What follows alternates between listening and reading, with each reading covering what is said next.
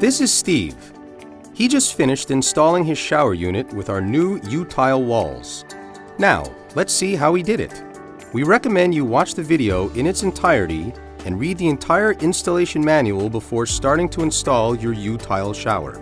You will need the following tools and supplies for the job: an electric drill with a 1/8 inch drill bit, a hole saw, a minimum 24-inch level, a square, a utility knife, a caulking gun with 2 tubes of clear silicone caulking, a measuring tape, screwdrivers, safety equipment, 1 pack of wooden shims, 1 box of number 8 1 3/4 inch flathead screws, and a roll of masking tape. When installing a tub shower unit, follow the same instructions as the alcove shower unit shown in this video. Start by opening the shower base box. You'll find a white box containing the drain. Put it aside for now. Next, remove the shower base from its box. You'll also find an installation manual. However, please don't use this one. Instead, open the Utile back wall box where you'll find 2 manuals, one for a 3-wall alcove shower and one for a 2-wall corner shower. Use the one for the type of unit you're installing. In the back wall box, you'll also find a small box with the corner shelf. Put this aside for later installation. Build the alcove according to the dimensions found in the installation instructions. If one is already built, make sure it conforms. Make sure the structure is fully level and square, and that the studs are plumbed before installing the base. When using a level, make sure the bubble is perfectly centered. If your base uses styrofoam, do not use wooden shims to level it. Instead, use self-leveling concrete to get the job done. And don't forget to wait for it to dry before installing the base. Cut out approximately a 6 by 6 inch hole for the drain. Refer to the instructions for the exact positioning of the drain. Do not remove the styrofoam reinforcement under the base. For styrofoam reinforced bases, do not shim under the base. This will render the warranty void. Remove the protective film from the top of the base. We will refer to the fastening flange and the threshold of the base throughout the video. This part is the fastening flange, and this is the threshold. When installing the drain on the base, first start by applying a 1/8 inch bead of silicone along the edge of the drain hole in the base. Take the drain apart by unscrewing it.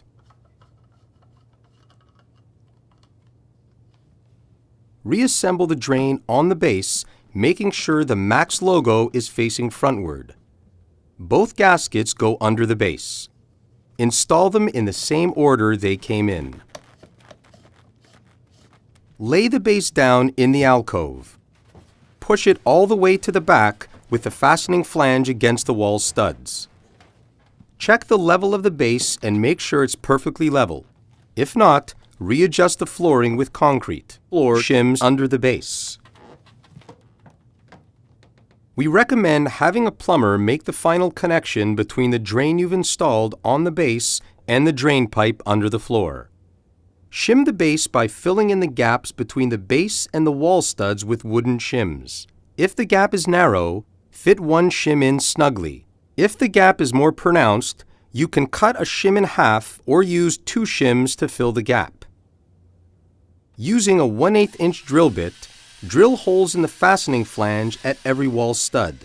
Only drill through the fastening flange, not the wall studs.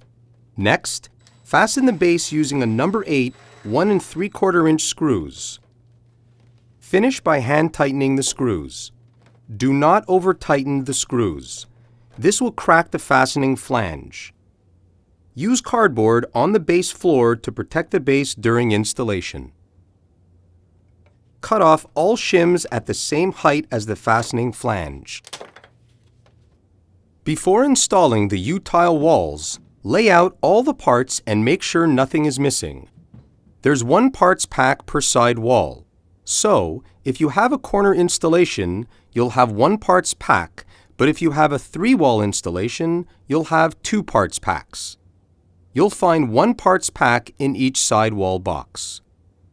Before installing parts on the walls, peel back 3 or 4 inches of the protective film on each side of the walls, as well as the top and bottom. Installing the U-lock system parts on the back of the side walls.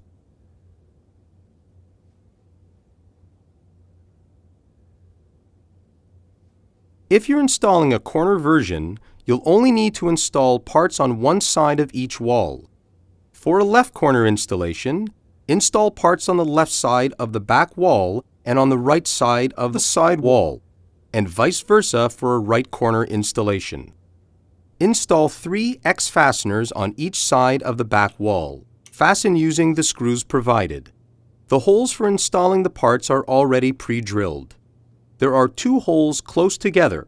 One is a pilot hole to ensure that the X fastener gets put on the right way, and the other hole is to fasten the part to the wall. Fasten 3 retraction pins per side wall in the pre-drilled holes using the screws provided.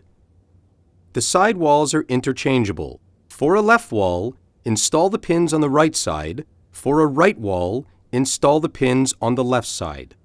We suggest temporarily installing the Utile walls to ensure proper fit and alignment before permanently installing them. Make sure the walls are right side up. The back wall is a bit heavy, so you might want some help lifting and installing it. Put the wall into place by sitting it on the threshold of the base. Push the wall at the bottom so it's flush against the fastening flange of the base. Hold the wall in place. Using a 1/8 inch drill bit, drill holes in the top flange of the back wall. Only drill through the fastening flange, not the studs. Drill a hole at every stud. Next, using a number 8 1 3/4 inch screw, fasten the wall in place temporarily. For corner units, there's only one side wall to install. Follow the instructions for installing a side wall with faucets coming up later in the video. Install the side wall opposite the faucets. Lift the wall approximately 3 inches above the threshold of the base. Push it completely against the back wall. Lower the side wall into position. There are 3 techniques for lifting the side walls. For the first technique, grab it from the top and side and then lift. For the second, use your leg for leverage and lift it on the side from the front of the installation. For the final technique, simply sit the wall on your foot and lift it over the threshold. Choose the technique that's right for you. After installing the side wall, verify that the grout lines are in line with the ones on the back wall. Verify that the side wall and back wall fit snugly together as shown. There should be no large gap between them. If there is, this could mean that the side wall retraction pins aren't fully engaged in the back wall X fasteners. Hold the wall in place. While using a 1/8 inch drill bit, drill holes in the top flange of the side wall. Only drill through the fastening flange, not the studs. Drill a hole at every stud. Using a number 8 1 3/4 inch screw, fasten the wall in place temporarily. Before installing the side wall on the faucet side, you must first measure and drill holes for the faucets. When measuring for the faucets, measure from the face of the back wall and from the threshold of the base to the center of the valve as shown. For hole saw size, refer to the faucet instructions. Measure twice and write it down. Transfer the measurement to the side wall. Measure from the side as shown. Mark the side wall according to the measurements.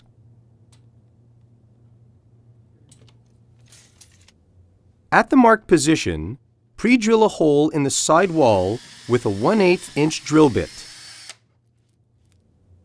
Drill the hole for the faucet from the front.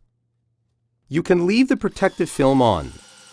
Drill at the same position with a hole saw.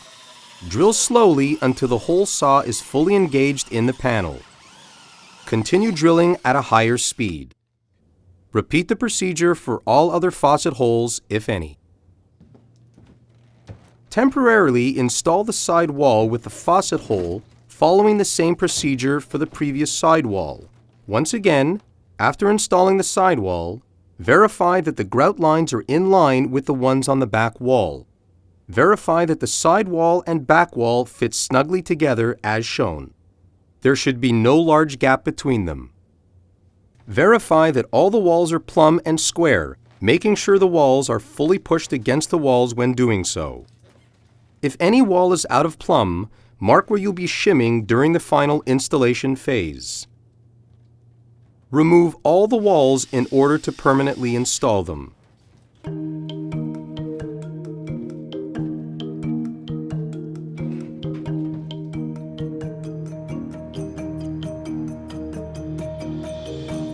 Clean all sides of the base threshold with a dry rag.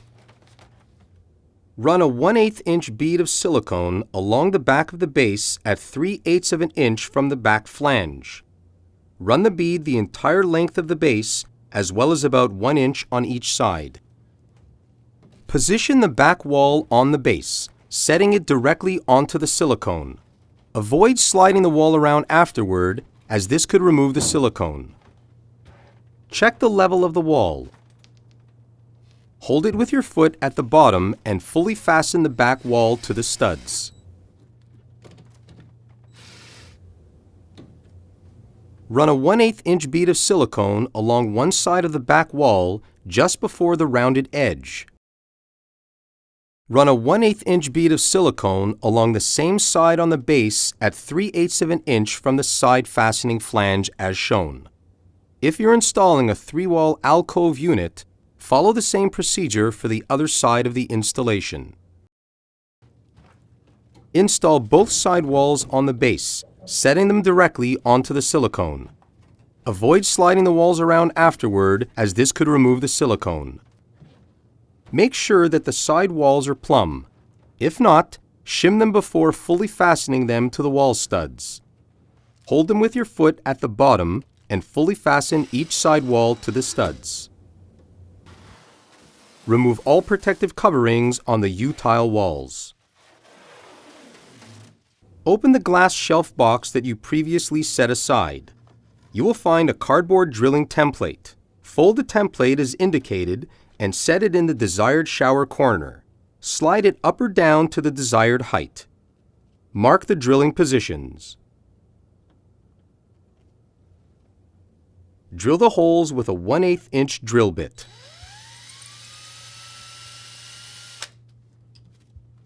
Wipe the shower and base clean with a dry rag. Before applying the final silicone, apply masking tape about 1/8 of an inch on both sides of the joints where you will apply the silicone.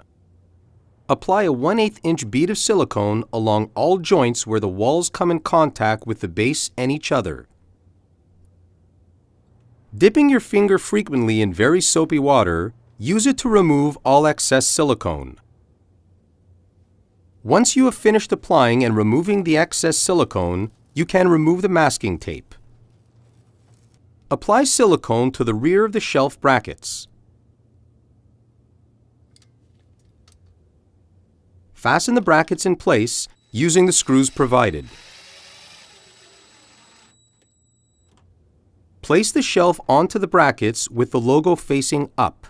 Align and insert washers and support caps into the holes in the glass shelf. Make sure they're sitting flat on the glass surface. If not, turn them slightly clockwise until they fall into place. Fasten using the screws provided. Extra shelves are available at your local dealer if you need more storage space. When installing the faucet faceplate, be sure to silicone the outer edge. Remove excess silicone with your finger dipped in soapy water as previously shown. After finishing, Steve installed a beautiful MAAX door to match his new Utile shower. Both the MAAX Halo and Reveal doors can be installed with the Utile walls.